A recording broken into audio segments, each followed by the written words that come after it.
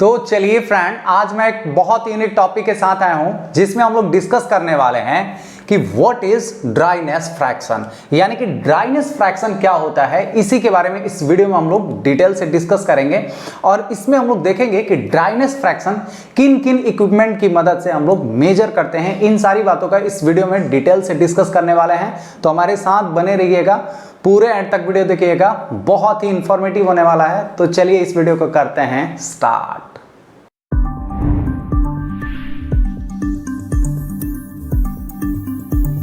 तो चलिए फ्रेंड, अभी हम लोग ड्राइनेस फ्रैक्शन के बारे में डिटेल से स्टडी कर लेते हैं। तो सबसे पहले हम लोग इस ड्राइनेस फ्रैक्शन का मीनिंग समझते हैं कि इसका मतलब क्या है।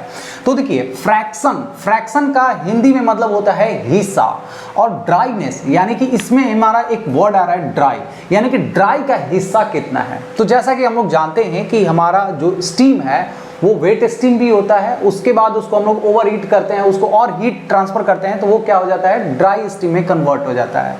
तो मान लीजिए कि हमारे पास एक कंटेनर है, ठीक है, एक कंटेनर है, क्लोज कंटेनर मान लेते हैं, दो क्लोज कंटेनर है, जिसमें एक में क्या है, हमारा टोटली क्या है, स्टीम है, इसके अंदर वेट स्टीम मान लीजिए स्टीम है, और इसके अंदर हम लोग क्या कर रहे हैं, थोड़ा सा वाटर कंटेंट भी इसके अंदर है। क्या है, इसके अंदर वाटर कंटेंट है। तो इस टाइप का जो स्टीम होगा उसको हम लोग क्या बोलते हैं, वेट स्टीम।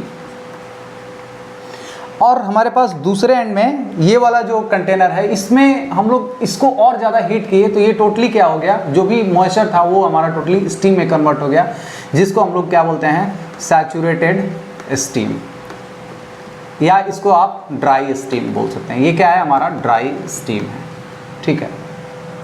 तो यहां पे ये जो हमारा वेट स्टीम है, इसके अंदर हमारा ड्राइनेस का जो फ्रैक्शन है वो कितना है, यानी कि इसके अंदर हमारा ड्राई स्टीम कितना है, यही चीज हमारा क्या कहलाता है, ड्राइनेस फ्रैक्शन कहलाता है। फ्रैक्शन का मतलब क्या होता है, हिस्सा, यानी कि ड्राई का हिस्सा कितना है। तो इसको हम लोग कैसे फाइंड आउट करेंगे, तो देखिए ड्राइनेस फ्रैक्शन डीएफ मैं लिख दे रहा हूं, इसका जो मतलब फॉर्मूला होता है उसमें करना क्या है कि ये जो हमारा वर्ड आ रहा है ड्राई, तो ड्राई को हम लोग ऊपर कर देंगे। ड्राई क्या रहेगा, इसमें हमारा जो स्टीम होगा वो ड्राई होगा, यानी कि मास ऑफ स्टीम आप लिख सकते हैं, और डिवाइड कर देना है कि ये जितना मिक्सचर है वो, यानी कि मिक्सचर ऑफ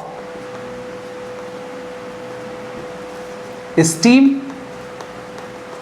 एंड वाटर, ये क्या कहलाता है, ड्राइनेस फ्रैक्शन। और ड्राइनेस फ्रैक्शन को हम लोग x से डिनोट करते हैं। किससे डिनोट करते हैं, तो x से। तो x इक्वल टू क्या हो जाएगा, मास ऑफ स्टीम को हम लोग ms लिख सकते हैं, और mixture of steam and water, यानी कि mass of steam plus mass of water, ये क्या कहलाएगा, हमारा ड्राइनेस फ्रैक्शन कहलाएगा। यानी कि इसके अंदर हमारा जो स्टीम है उसका, यानी कि जो वेपर है, ड्राई वेपर है, उसका मास ऊपर रहेगा, और जो हमारा टोटल मिक्सचर जो है उसका जो अमाउंट है वो हमारा नीचे रहेगा। तो ड्राइनेस फ्रैक्शन का मतलब क्या हो गया, इसके नाम से ही पता चल रहा है, ड्राई, यानी कि वेपर हमारा क्या है, ड्राई फॉर्म में रहता है, तो वेपर का जो क्वांटिटी है ऊपर लिख दीजिए, और टोटल आप किसमें से फ्रैक्शन निकाल रहे हैं, तो टोटल अमाउंट जो भी है, यानी कि मास ऑफ स्टीम और मास ऑफ वाटर नीचे कर दीजिए, तो ये क्या है, इसका फ्रैक्शन निकल के आ जाएगा। तो देखिए, एक चीज हम लोग जब स्टडी किए थे रैंकाइन साइकिल, तो उसमें हम लोग टीएस डायग्राम के बारे में डिस्कस किए थे। टीएस डायग्राम, तो इधर क्या होता है, हमारा एंट्रोपी रहता है, और इधर क्या रहता है, हमारा टेम्परेचर रहता है। और इसमें हम लोग एक चीज देखे थे, एक वेपर डोम होता था, इस टाइप का हमारा वेपर डोम होता है। और ये जो वेपर डोम है, ये क्या शो करता है कि ये जो हमारा लेफ्ट साइड का जो लाइन है, इससे इधर जो भी लेफ्ट साइड में जो भी रहेगा वो कौन सा जोन रहता है, तो इसको हम लोग बोलते हैं लिक्विड जोन। और इस लाइन के, यानी कि राइट साइड वाला जो लाइन है, इसके इस साइड, मतलब राइट साइड में जो भी रहेगा उसको हम लोग कौन सा जोन बोलते हैं, तो वेपर जोन, ठीक है। और इस डोम के बीचों बीच में क्या रहता है, तो लिक्विड प्लस वेपर जोन, ये हम लोग ऑलरेडी जानते हैं। और रैंकाइन साइकिल में हम लोग देखे थे कि रैंकाइन साइकिल में हमारा यहाँ पे मान लीजिए 1 नंबर पॉइंट है, यानी कि लिक्विड है, यानी कि जो हम लोग बेरेटर से पानी खींचते हैं और बीएपी से प्रेशराइज करते हैं, तो यहाँ पे हमारा प्रेशर इंक्रीज हुआ। उसके बाद हम लोग इकोनोमाइजर में हीटिंग किए, तो ये यहाँ पे हमारा सेंसिबल हीटिंग हुआ। उसके बाद ये हमारा बॉयलर में क्या है, फेज चेंज कर रहा है। फेज चेंज करने के बाद हम लोग सुपर हीटिंग में थोड़ा सा इसका टेम्परेचर बढ़ा देते हैं इस स्टीम का, और इसके बाद इसको हम लोग टरबाइन में एक्सपेंड किए, और एक्सपेंड करने के बाद ये फिर से क्या होता है, ये हमारा कंडेंसर में कंडेंसेशन होता है। ये प्रोसेस हो गया। तो ये 1 हो गया, और ये मान लीजिए हमारा 2 हो गया, ये 3 हो गया, और ये 4 हो गया। यानी कि हमारा साइकिल क्या है, ये बीएफपी का यहाँ पे हुआ, यहाँ पे हमारा इकोनोमाइजर में हीटिंग, सेंसिबल हीटिंग हुआ, यानी कि फेज चेंज नहीं किया, और यहाँ पे हमारा बॉयलर में फेज चेंज किया, और ये सुपर हीटिंग हो रहा है, और ये टरबाइन में ये मतलब एक्सपेंशन हो रहा है, और यहाँ पे क्या हो रहा है, हमारा कंडेंसर में कंडेंसेशन। ये चीज़ हम लोग जानते हैं। इसका मतलब क्या हुआ कि यहाँ पे जो भी हमारा चीज़ है, इस लाइन में क्या है, हमारा लिक्विड है, और इस लाइन में जहाँ पे भी देखेंगे वो क्या है, हमारा वेपर है। इसका मतलब कि यहाँ पे जो हमारा ड्राइनेस फ्रैक्शन जो होगा, x का जो वैल्यू होगा वो क्या होगा, x इक्वल टू क्या होगा, यहाँ पे 0 होगा, और यहाँ पे हमारा ड्राइनेस फ्रैक्शन मैक्सिमम होगा, यानी कि x का जो वैल्यू है वो 1 होता है। इसका मतलब कि हमारा जो ड्राइनेस फ्रैक्शन है वो 0 से लेकर के 1 के बीच में वैरी करता है। ठीक है, इस तरह से इस ड्राइनेस फ्रैक्शन को 0 से लेकर के 1 के बीच में डिवाइड कर दिया जाता है। तो मान लीजिए कि यहाँ पे हमारा 0.25 हो सकता है, 0.50 हो सकता है, यहाँ पे 0.75 हो सकता है। यानी कि अगर हमारा स्टीम का जो पॉइंट है वो यहाँ पे है, इसका मतलब क्या है कि उसका जो ड्राइनेस फ्रैक्शन है वो 70.75 है, यानी कि 75% क्या है वो ड्राई है, और बाकी का जो 20% है उसके अंदर वेटनेस है। अगर यहाँ पे देखें तो यहाँ पे 25% क्या है, यहाँ पे ड्राई है, लेकिन 75% क्या है, इसके अंदर वेटनेस है। यानी कि इधर जैसे जैसे आएगा उसका वेट स्टीम बढ़ेगा, और इधर जैसे जैसे जाएगा उसका ड्राई स्टीम बढ़ेगा।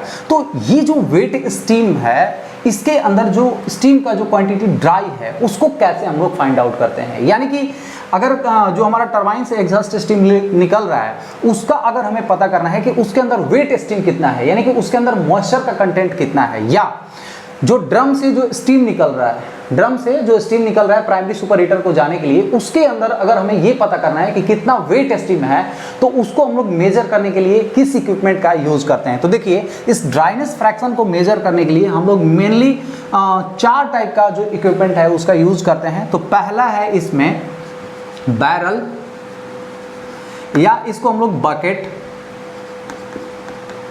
कैलोरीमीटर बोलते हैं। दूसरा होता है हमारा सेपरेटिंग